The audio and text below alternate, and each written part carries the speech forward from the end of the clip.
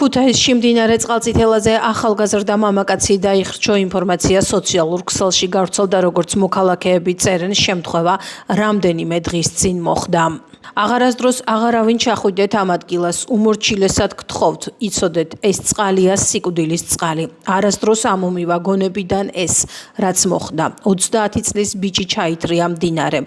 საშინელებაა, როცა უყურებდა ვერ შველი, წერს თვითმხილველი სოციალურ ქსელში. მომხდარზე გამოძიება 115 მუხლით არის დაწყებული.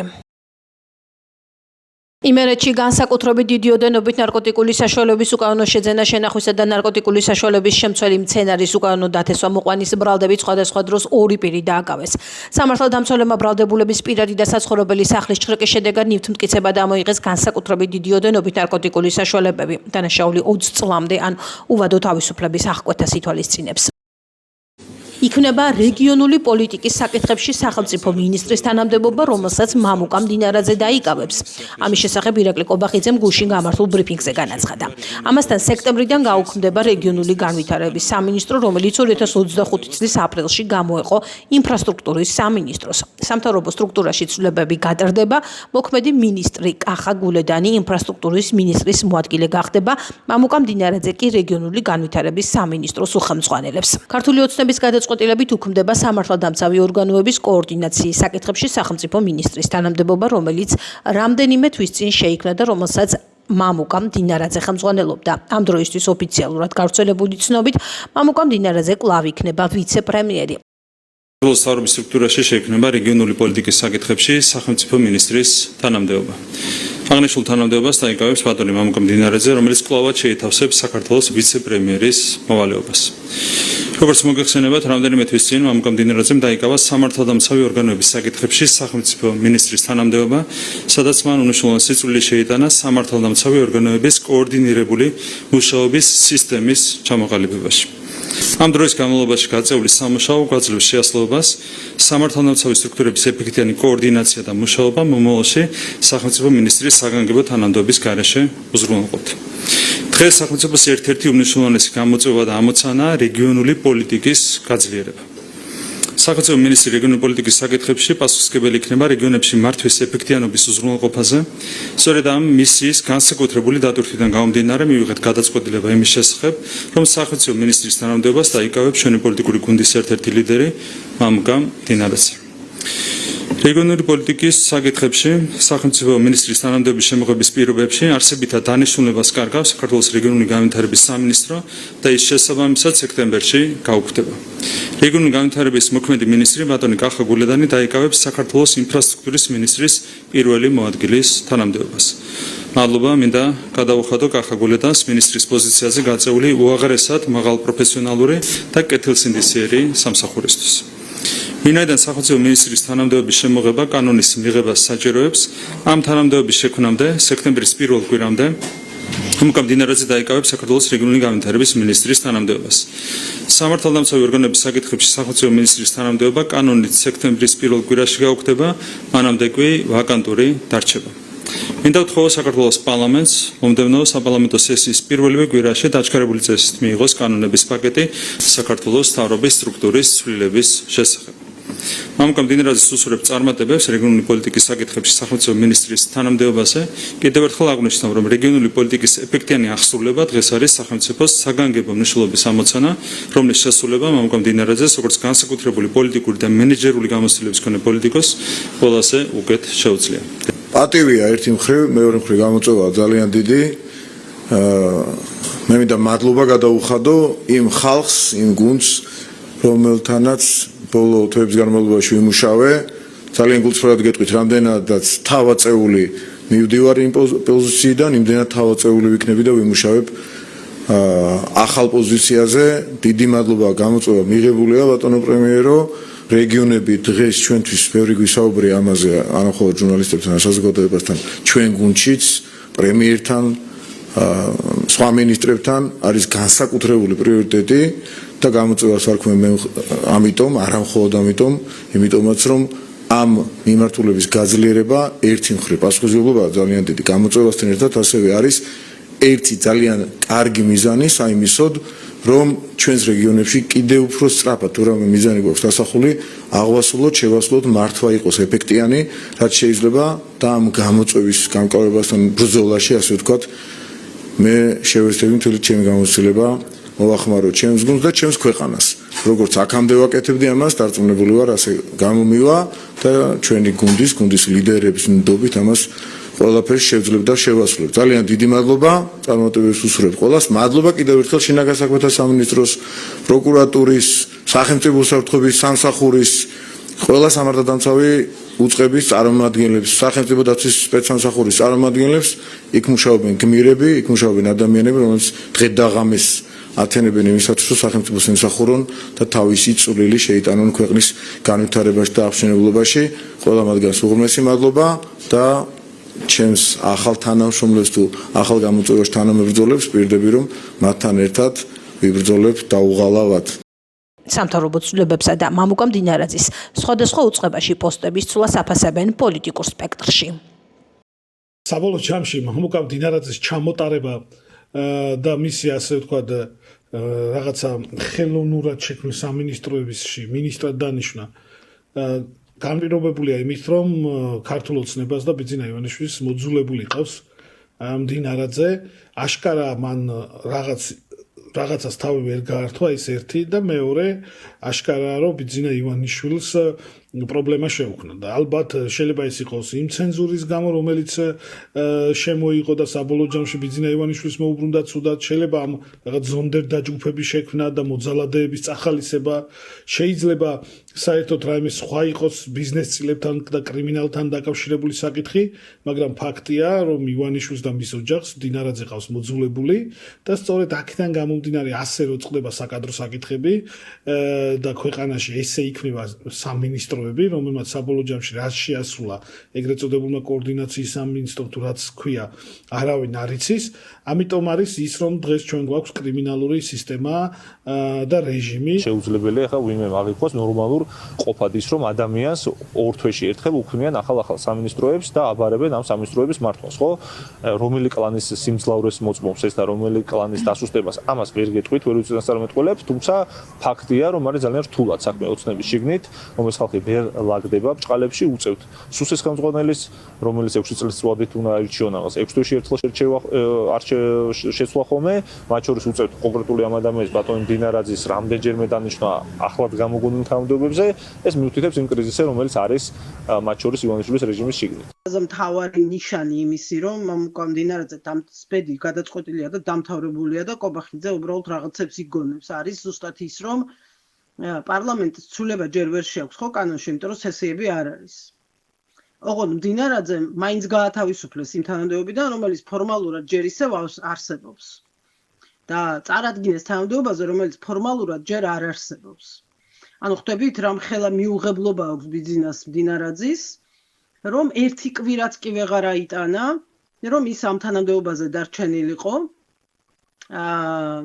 და მოითხოვა მისი სასწრაფოდ გათავისუფლება. კიდევ ერთხელ ვამბობ, მიუხედავად იმისა, რომ ეს თანამდებობა სანამ კანონი არ შეიცვლება არსებობს და ახალი თანამდებობა სანამ კანონი არ შეიცვლება არ არსებობს. მდინარაძემ როგორც მას ჩვევია, როგორც ჩანს გადაწყვიტა, რომ მართლა ამ თანამდებობაზე იყო და მართლა სამართალდამცავებთან რაღაცა ტიპის კოორდინირებით და უფროსობით უნდა დაკავებულიყო და როგორც კი გადაიკვეთა მისი გზები ივანიშვილის მიერ ხელდასმულ რეალურ ნამდვილ შეპესოს უფროსებთან იქ სამართალდამცავ სისტემაში, მაშინვე კობახიძე მიიღო დავალება, რომ ამის საღრძედ მეტები მოსდის და ეხა სასწრაფოდ სახლში გაუშვით. კობახიძე დაკავებულია თავისი ძმაკაცის შრომის მოწყობით, არ ემეტება, ენანება, რაღაც ესე ნაგავზე გადასაგდებად, როდესაც როგორც ჩანს ბიძინამის გაიმეტა უკვე.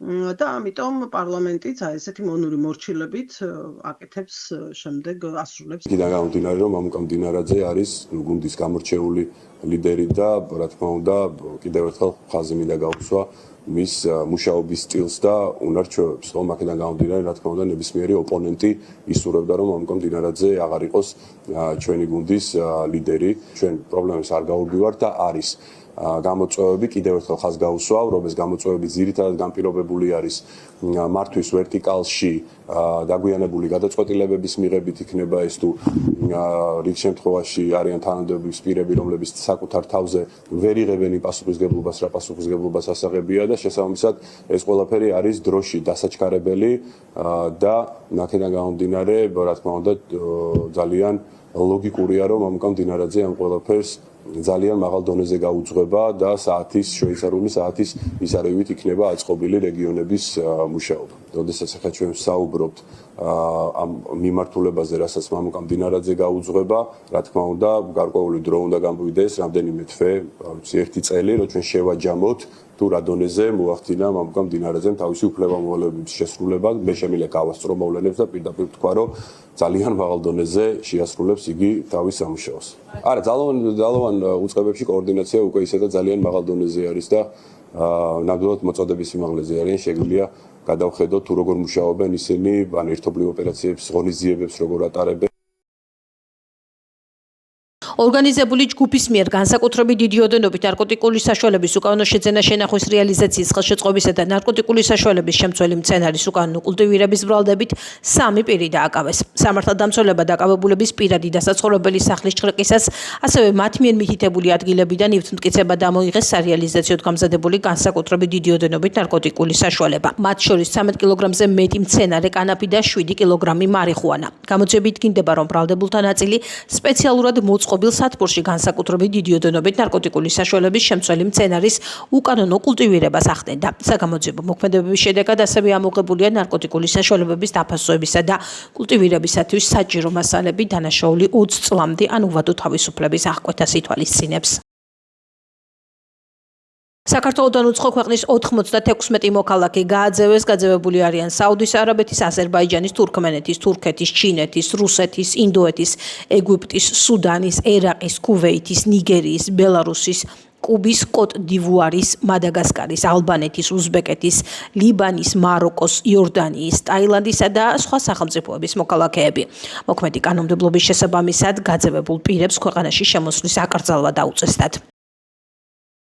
საბაჟო საზღვარზე განსაკუთრებით დიდი ოდენობით საქონლის გადაადგილების წესის დარღვევის ფაქტზე 1 პირი დააკავეს. ფინანსთა სამინისტროს საგამოძიებო სამსახურის ინფორმაციით გამოვლინდა, რომ საქართველოს მოქალაქებს საბაჟო გამშვები პუნქტის სარფის გავლით თავის მართვის ქვეშ არსებული ავტომანქანით სხვადასხვა ნივთში მალულად განათავსა 1215 გრამი ოქროს საიუველირო ნაკეთობები, რომლის საბაჟო ღირებულება 246,857 ლარს შეადგენს.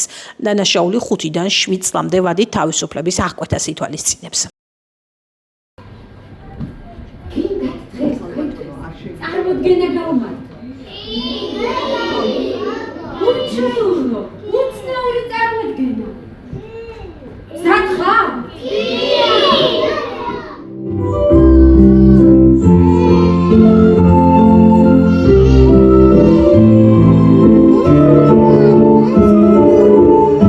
ქუთაისის თოჯინების თეატრმა 79 სეზონი პრემიერით დახურა. ქაღალდის ჩიტი ასეთია სპექტაკლის სახელწოდება, რომელიც გივი ჭიჭინაძის პიესის მიხედვით რეჟისორმა ეკატერინე სირაძემ დადგა.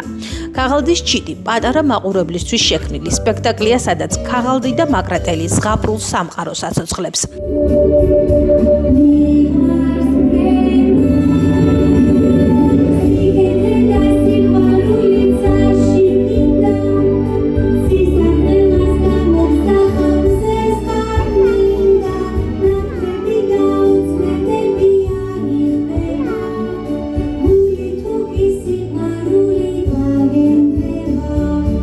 ქაღალდისგან შექმნილი ჩიტი და სხვა ფიგურები მეგობრობის, სიკეთისა და თავისუფლების სიმბოლოდ იქცევიან.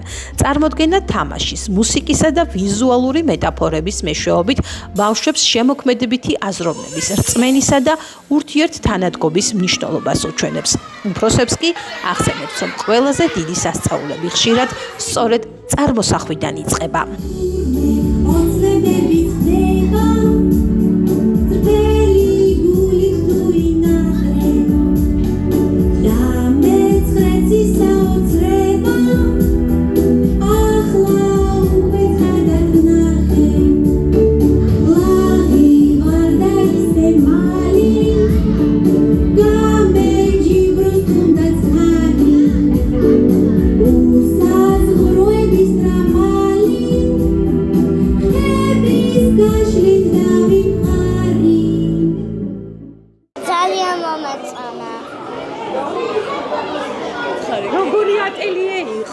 ზღარების შექმენით? ზღარბი, კურდღელი, ციყვი, ჩიტი. ჩიტი გააცოცხლეთ ბოლოს და რას აკეთებდა? ფრინავდა. კიდევ გინდა რომ სპექტაკლზე მოხვიდე? კი. დღეს დავხურეთ 79 სეზონი. განსაკუთრებულად ემოციური დღე იყო. გარდა იმისა, რომ პრემიერა იყო, თან დავხურეთ სეზონით და ემოციებს ეს უფრო აძლიერებდა კიდევ უფრო მეტად. ამ სპექტაკლზე მუშაობას რაც შეეხება, ძალიან მოკლე დროში მოგვიხდა პრემიერის გამოშვება. თან რეპერტუარში უკვე თითქმის აღარ გვქონდა ამ ასაკზე მორგებული სპექტაკლები, ბაღანდელ პერიოდს გულისხმობს. გამოვიდა ძალიან ლამაზი, ძალიან ფერადი სპექტაკლი, მუსიკალური და კარგად მიიღო ბავშვებმა და დარწმუნებული ვარ ახალი სეზონის ამ სპექტაკლით გაიხსნება და ისიამოვნებს ჩვენი პატარა მაყურებელი. ქაღალდის ჩიტი ასეთ სახელწოდებით ძალიან კარგი სპექტაკლი იყო და არის და იქნება კიდე სექტემბერში გაგრძელდება პატარა ბავშვებისთვის ეს ცოტა დაბალი ასაკისთვის და იქავე სექტემბერში კიდე პრემიერას ველოდებით და რაც მთავარია მოდის 80 წლის თავი ჩვენი თეატრის. აი ის რომ 80 წლის თოჯინების სახელმწიფო თეატრი იაკობ გოგებაშვილის ხდება გაერთიანება მთელი თეატრების მინდა მიულოცო ყველას 30 წლის წინ პირველი მსოფლიო ფესტივალი აქ მოხდა თქვენი მონამორჩილის მეშვეობით და ძალიან დიდი გულით და სულით ველოდები აი მომავალ მსოფლიო ფესტივალს ამ თეატრში. ქუთაისის თოჯინების თეატრი, რომლის კედლებშიც არაერთი თაობა აღიზარდა და რომელმაც არაერთ წარმატებას მიაღწია მაყურებელს შემოდგომაზე, მე-80 საიუბილეო სეზონით შეხვდება.